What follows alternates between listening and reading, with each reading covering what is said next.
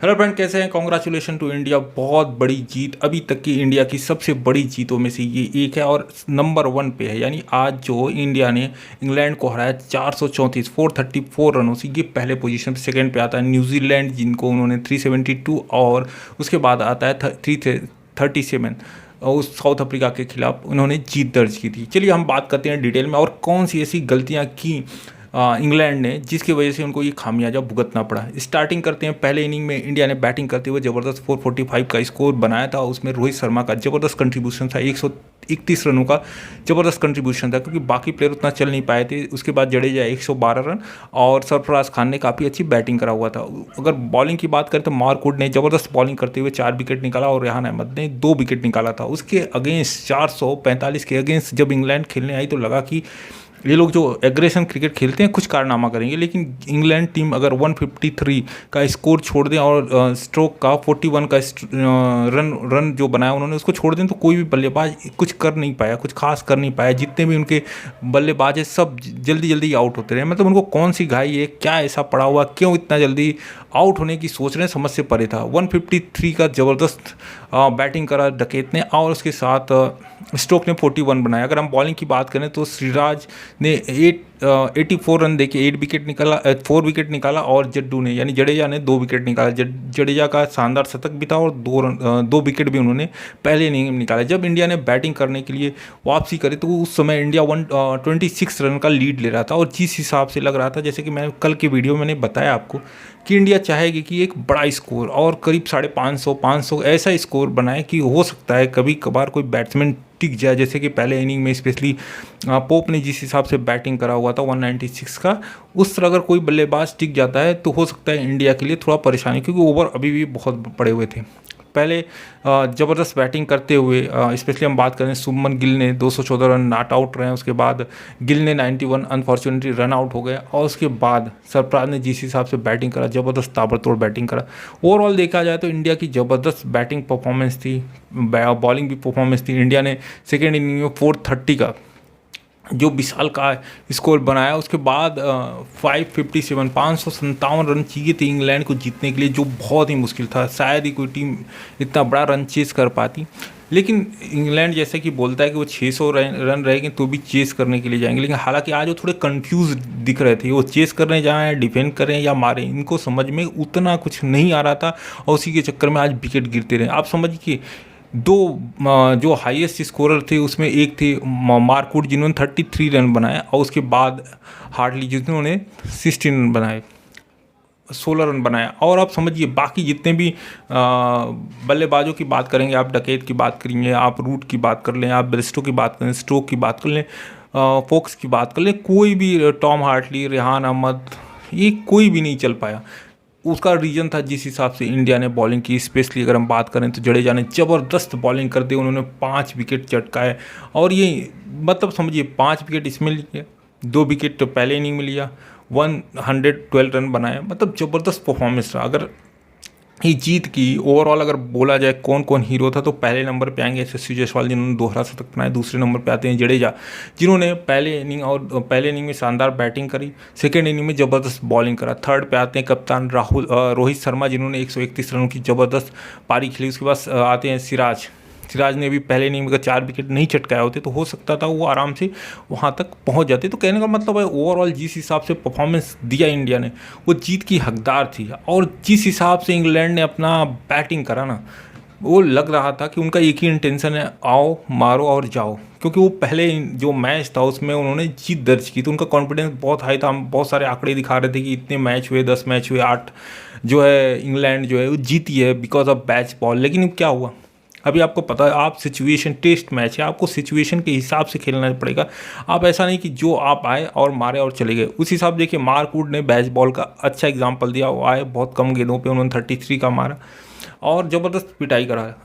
आप जडेजा की पकड़ लीजिए, बाकी लोगों की, लेकिन जिस हिसाब से यशस्वी जायसवाल ने ज़बरदस्त बैटिंग, कल वो रिटायर हर्ट होकर चले गए थे और पता नहीं वापस आने वाले थे कि नहीं। कल जिस हिसाब से उन्होंने बैटिंग करा 104 रन पे चले गए थे और आज फिर 214 रन ऐड किए। और शुभमन गिल भी बहुत ही कमाल की बैटिंग करा, पहले इनिंग में 0 पे आउट होने के बाद जिस हिसाब से 91 पे अनफॉर्चुनेट थे, थोड़ा रन आउट हो गया, नहीं तो ज़बरदस्त बैटिंग करी। रजत पाटीदार अच्छा नहीं चले, लेकिन बाकी जितने भी थे, सरफराज खान का भी देखेंगे तो ज़बरदस्त, सरफराज का भी ज़बरदस्त बैटिंग करते हुए उन्होंने दिखाया कि वो किस तरह के बल्लेबाज हैं और उनको लेट जो अपॉर्चुनिटी मिली उसको कैश करेंगे। वो इन सब में नहीं पड़ेंगे कि यार लेट क्यों मिला, क्योंकि 26 ईयर जो है ऐसा कुछ बहुत लेट नहीं है, क्योंकि आप देखेंगे 30 साल की उम्र में सूर्या ने अपना डेब्यू किया था। तो कहने का मतलब ये, जब भी आपको अपॉर्चुनिटी मिले उसको ग्रैब कीजिए, और यही किया सरफराज ने, यही किया आपके ध्रुव जुएल ने। ज़बरदस्त विकेट कीपिंग कर रहे थे, और कल उनको जब मौका भी मिला था बैटिंग करने का, 46 रनों का जो कमाल की बैटिंग करा। अगर इसमें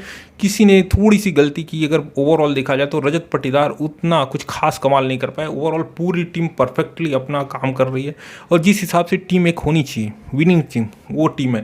अब हम बात करते हैं इंग्लैंड की। क्या ऐसी चीज़ें हुई जो इंग्लैंड का ले डूबा? वो है ओवर कॉन्फिडेंस। जो आपने ओवर कॉन्फिडेंस दिखाया कि नहीं भाई, हम तो खेलेंगे अपने ही तरीके से, और मैं लिख के आपको दे रहा हूँ, आप नोट डाउन कर लीजिए। अगर ये अगला 2 मैच हारे तो इनका पूरा परसेप्शन चेंज हो जाएगा, होना भी चाहिए, क्योंकि आप बैच बॉल जहाँ खेलते हैं तहाँ खेलते हैं, लेकिन आप हर पिच पे वही वाला खेल, क्योंकि बहुत सारी ऐसी पिचें होती हैं जो स्लो होती है। हालांकि ये वाली जो पिच थी, बैटिंग पिच थी, और ज़बरदस्त बैटिंग जिस हिसाब से यशस्वी जायसवाल ने किया।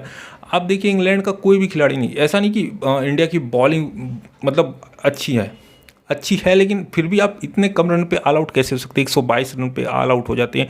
उसमें भी जो निचले क्रम के बल्लेबाज हैं, मार्कवुड ने 33 रन, जो सबसे ज़्यादा सर्वाधिक कंट्रीब्यूशन मार्कवुड का था। तो आप समझ सकते हैं ये पैथेटिक खेल है इंग्लैंड की तरफ से। बहुत ही मतलब निराशाजनक प्रदर्शन रहा, स्पेशली इंग्लैंड की टीम की बात करें। लेकिन उसी के साथ इंडिया की भी ज़बरदस्त परफॉर्मेंस है, जिस हिसाब से इन्होंने बॉलिंग किया, बैटिंग किया, फील्डिंग किया, हर चीज़ परफेक्ट। जब आप खेलने उतरते हैं, जब चीज़ें अच्छी होती तो सारी चीज़ें अच्छी होने लगती हैं। पहला मैच हारने के बाद बहुत सारे क्वेश्चन मार्क आने लगे कि चेतेश्वर पुजारा को लाओ, रहाणे को लाओ, है ना, टीम में मैच्योरिटी नहीं है, ये सारी चीज़ें आती हैं।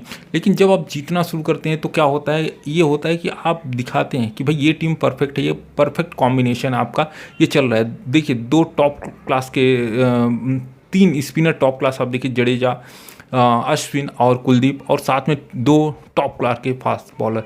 तो आपके पास जब ऐसी टीम रहती है ना जिसमें 2 ऑलराउंडर हैं, आप कुलदीप या जडेजा को ले लीजिए, और ले लीजिए आप अश्विन को, जो ज़बरदस्त बैटिंग करते हैं, और साथ में बॉलिंग में तो कुछ है नहीं। और इसके साथ कुछ आंकड़े मैं आपको बताना चाहता हूँ। इस मैच में यशस्वी जायसवाल ने जिस हिसाब से बैटिंग करा, उन्होंने हाईएस्ट छक्के लगाने का जो रिकॉर्ड था एक इनिंग में, टेस्ट मैच की हम बात कर रहे हैं, 12 छक्के वसीम अकरम जो जिम्बाब्वे के खिलाफ 1996 में उन्होंने बनाया था, उसको आप बराबरी करा। साथ में 22 छक्के, जो रोहित शर्मा ने 19 छक्के लगाए थे, उसका रिकॉर्ड इन्होंने तोड़ा। उन्होंने 22 छक्के मार के अभी तक का जो टेस्ट सीरीज, अभी जबकि 2 मैच बाकी हैं, अभी हो सकता है और खेलें तो हो सकता है 30-35 भी जा सकते हैं, कोई भरोसा नहीं है जिस हिसाब से इनकी बैटिंग का परफॉर्मेंस चल रहा है।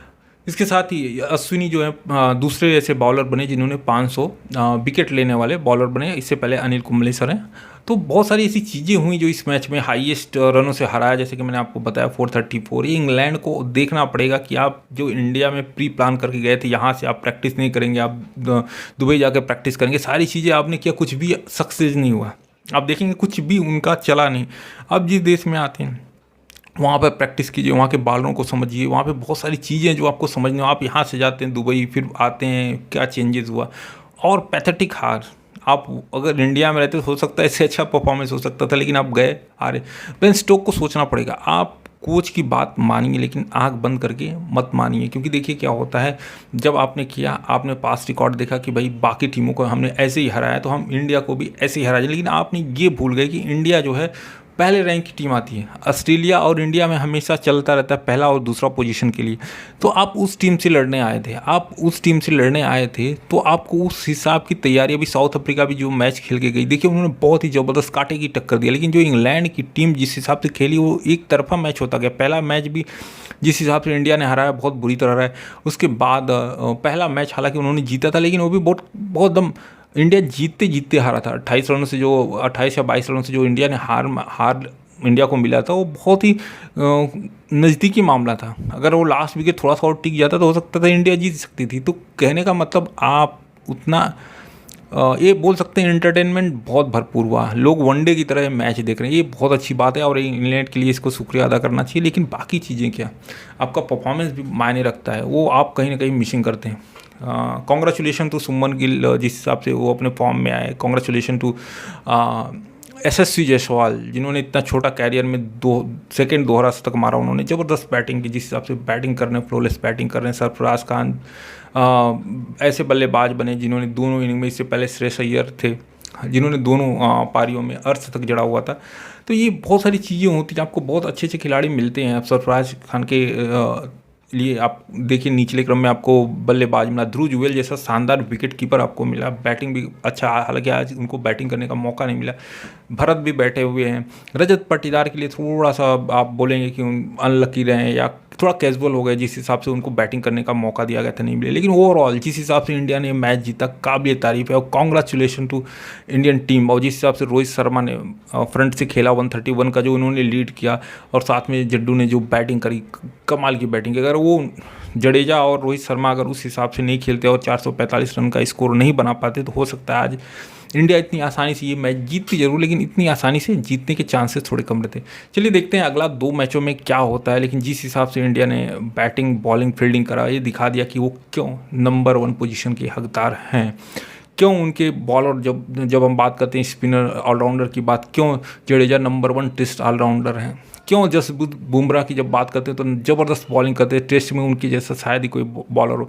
जेम्स एंडरसन की बात करेंगे, लेकिन वो अभी रिटायरमेंट के करीब पहुंचते जा रहे हैं, तो उम्मीदें हैं। लेकिन आप समझिए, जो इतना 20-21 साल से जो क्रिकेट खेल रहा है, वो कहाँ तक ले जा सकते हैं, कितना वो आपको जीत दिला सकते हैं। उन्होंने जो काम थे वो कर दिए। अभी वो भी 4 विकेट और चाहिए उनको, 700 विकेट कंप्लीट हो सकता है, मे बी वो फिर उसके बाद संन्यास ले लें।